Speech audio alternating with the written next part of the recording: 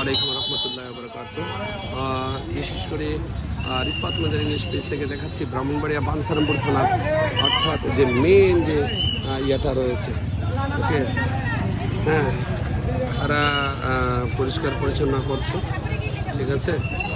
হ্যাঁ, আমি যদি আপনাদেরকে দেখাই, দেখুন যে মেয়েরা কাজ করছে যে জায়গাটার মধ্যে হাজার হাজার মানুষ অর্থাৎ ইয়া করে একসাথে জড়ো হতো বিভিন্ন সময়, এবং প্রায় 20টা 30টা কী বলো 20-30টা বিভিন্ন অটো এখানে জ্যাম লেগে থাকতো।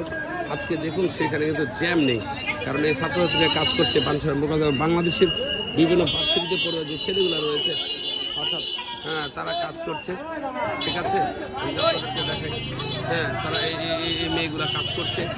এটা আমাদের নতুন প্রজন্ম যারা ট্রাফিক জ্যামটা অর্থাৎ ট্রাফিক জ্যামটা লেগে থাকে সেটাকে রিমুভ করছে তারা, অর্থাৎ তারা কাজ করে যাচ্ছে।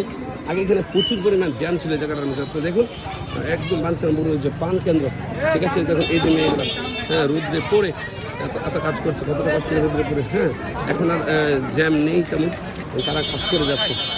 ধন্যবাদ যারা দেখছেন।